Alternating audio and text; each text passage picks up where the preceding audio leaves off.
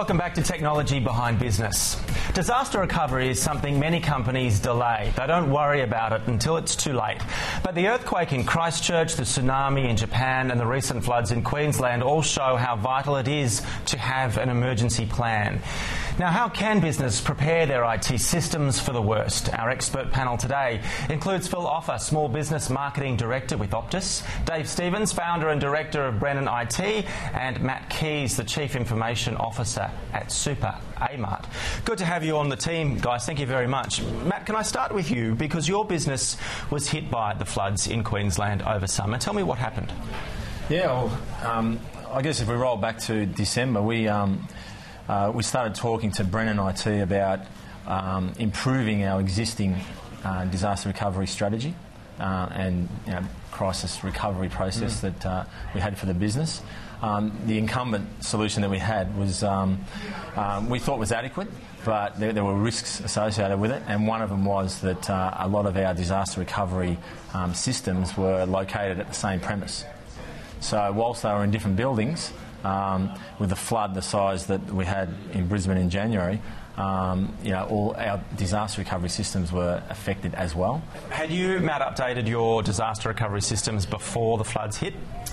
We were in the process of having that discussion with the business and going through the same process of trying to get the profile of that project up against other business value enabling projects to try and move it forward.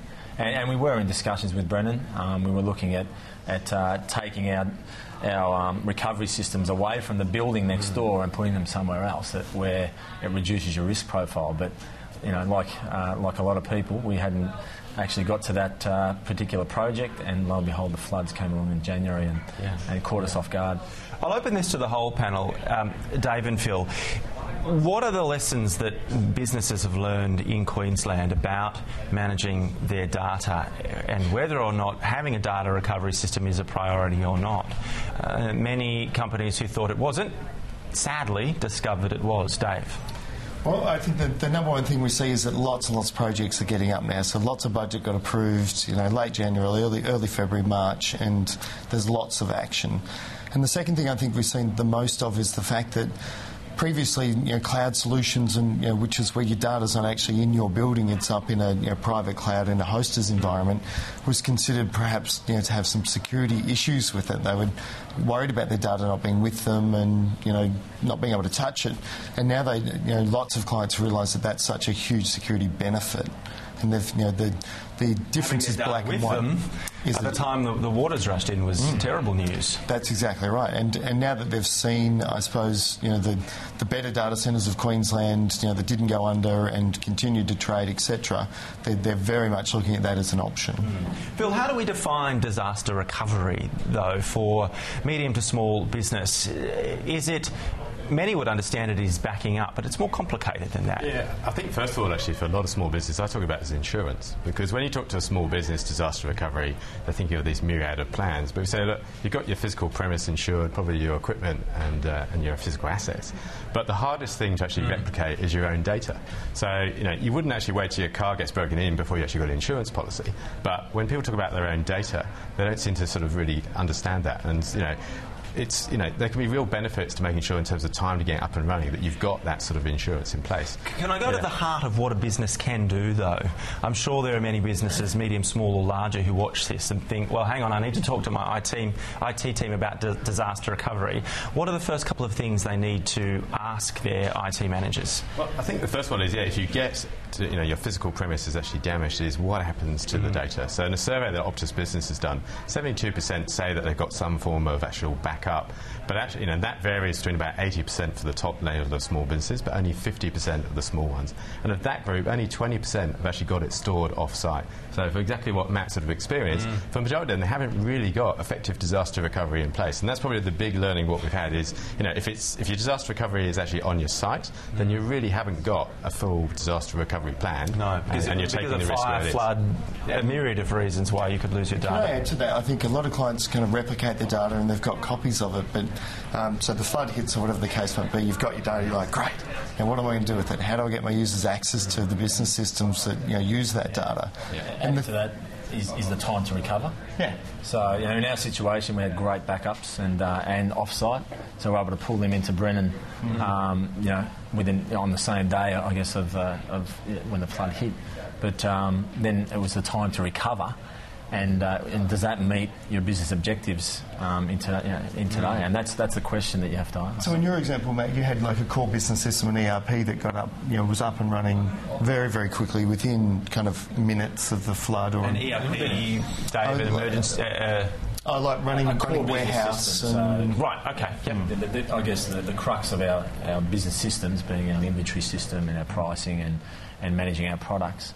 And we were able to get that up and running within 6 to 8 hours. By the time we rescued the data from our second site, and we were fortunate enough, another metre of flood, and we probably would have been in a greater world of hurt. But our team was able to go in on a boat and actually pull that data out and take it straight to Brennan. That's where the access, I think, is really important, because if you've got your data off-site, it's where you can actually get it. So it's actually having those mobile broadband cards available, whether it's in your laptops, your smartphones, or even tablets, that you can get that data from wherever it's stored around. Because as we saw in the floods, the fixed network in some parts took a while to come up. The mobile broadband stations, OPTUS and all the other carriers worked really hard to get that up. And so once you've got that, you've got access to your data and you can get up and running. How many plans should there be for data, as in Plan A, Plan B, Plan C? How many copies of the data? How many locations should the data be in? Or does that depend on the size of the business? There are arguments, aren't there, for hard copy versus cloud? It's really the profile. It's really your business profile, and your time to recover really dictates what level of data recovery you have in place. Matt, tell me a little bit more about Super A-Mart and the kinds of data, without going into detail, that you had to make sure were safe.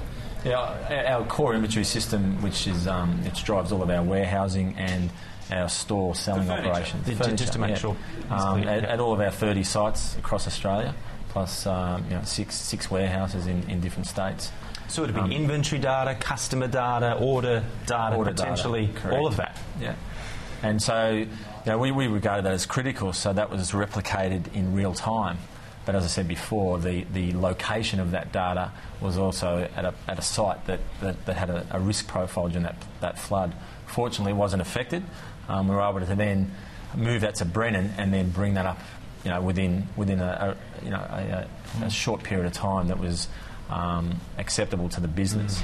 But then we had a follow-on number of systems, which are your email and all your file and documents and payroll and accounting, which took a lot longer to recover because it was coming off tape, and recovering from tape does take time. Takes a lot more time. Yeah. Dave, can I come to you on that original question? How many copies of the data should exist? Yep. Should it be in the cloud? Should it be a hard copy? Or depending on the data, you do it all?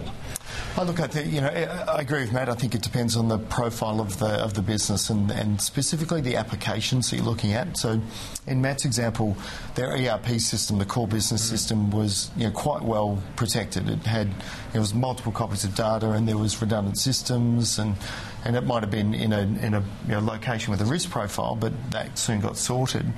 I think the biggest thing for mid-sized businesses is the fact that they look at DR and they're like, oh my God, I've got to eat this elephant. Mm-hmm. I've got 50 different business systems. I've got gigabytes worth of data. The biggest thing is pick the most core systems to your business, the most important ones, and get robust plans around those. And then go to the level 2 or the tier 2 applications, the ones that you can probably do without for 2 or 3 or 4 days, and get less extensive plans for those, and work your way down. But make sure your core business applications are protected.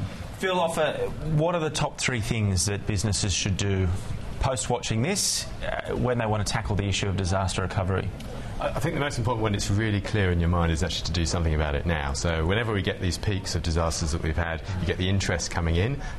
When that news flow goes away, it's easy to sort of get back and managing the day-to-day business, because we know that small business often has that, if it's not broke, don't fix it. So now is really the time to have a look at it. I think the technology, particularly in terms of the cloud, is now the point where small business can really use that effectively. So make sure that your core, particularly the smaller ones, your core database is up and is in the cloud somewhere, because that's the thing you're going to need to be able to communicate communicate to your customers to say, I'm up and running, and can I actually help you? So there's a lot of applications now that you can get, and from many of the major players as well. So you've seen Optus has signed an agreement recently with Google Apps. That data, there's the #1 provider to make sure that that data is backed up around the world. So really sort of take action sort of right now where you get through. The second one I said before is make sure you've got access to it as well. So if it is stored offsite, you can quickly get it back, and your staff, regardless of where they're going to work. So they may not want to work in the office, they can actually work from their homes, and you can get that data up and running and get your business up too. Okay. I think what business will take away from the panel today is that it is something that can be tackled, and they should jump into it and do their investigations. We are short of time, gentlemen. It has been an interesting panel. Phil Offer from Optus, Dave Stevens from Brennan IT, and Matt Keays from Super A-Mart. Thank you so much for joining us on TBB. Thanks, Sean. Thank you.